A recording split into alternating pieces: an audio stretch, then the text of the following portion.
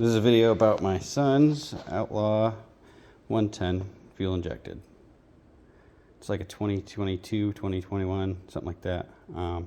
Bought it from a lady who had a service agreement with the dealership she bought it from, and you're supposed to do services at 10, 20, 30, 40, 50, and I think it might jump up to 100 or 80 and then 100 and then 2 and then 300.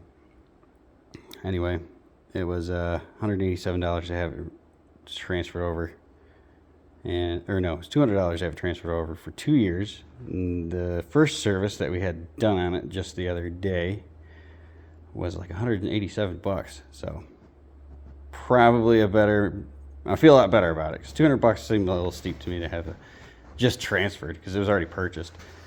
Regardless, I was talking to the tech. I asked him, how do I know how many hours are on it? Like, how do I know when to bring it in for the next service? And he said, you just kind of have to guess. I figured they would have to hook it up to a laptop to check it, because it does have a check engine light. It does have fuel injection, so it's got a computer. I assumed they were hooking it up to a laptop, and I was wrong. He said that you just guessed, so I thought that was dumb. It needs an hour meter. So I installed one. And I never installed one before. But I'll say this, it was pretty easy. I put it here. It's not just an hour meter, it's also a tach. So it will display your RPMs. I ended up pop riveting it in place after I ran the wire. I should have punched out one of these holes a little bit bigger and then fed the wire down through there and then up through here, but I didn't do that. Anyway, you ran the wire here. You don't want to touch, you want to make sure you avoid this spot, this spot, this spot, and this spot, because that's where the seat touches and there's like wear marks on it. So if you put the wire there, it's going to wear right through it. And then I fished the wire up through here behind the plastics, as far away from that exhaust as I could get it. And then you can probably see up here, this is where the ground wire goes. It goes actually behind this relay. I just loosened this bolt up, and it's like a U-shaped clamp or a connector. And I just slid it up there, tighten that bolt back down. It's 10 millimeter. You can kind of see the red wire back there. That's moving right there. That is the one of the wires that comes out of there. It's just a 2-wire ran, and the other one goes right to the spark plug. You're not supposed to splice into the spark plug. You're actually supposed to take the red wire and wrap it around about 5 times. And then I just put electrical tape on it. I wrapped it up there higher, away from the engine, just to keep away from the heat. But that is the spark plug wire.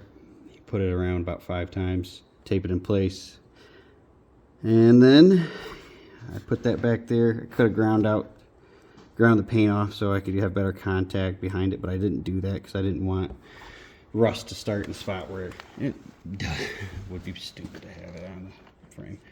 Then I just, like I said, pop riveted it in place there, and you can go through this little thing. It was like $23 on Amazon, so it was pretty cheap.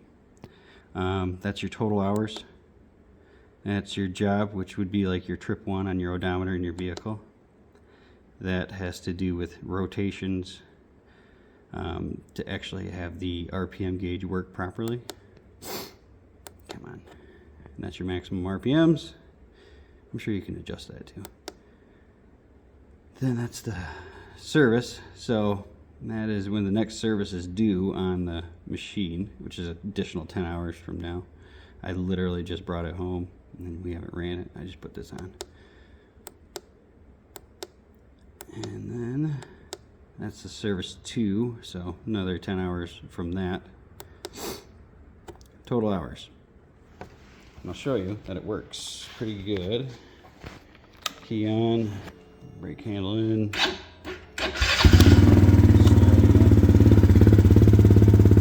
That's your RPMs. So it's already showing the RPMs on it. And you can still run through it if you wanted. Go through the other. You can check it while it's still running. Then it'll ultimately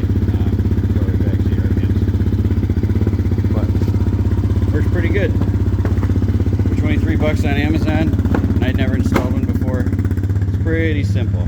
I'll grab the package real quick. I don't know who the manufacturer is of this little tack, but resettable tack and hour meter. And that was that. Come with 2 little zip ties.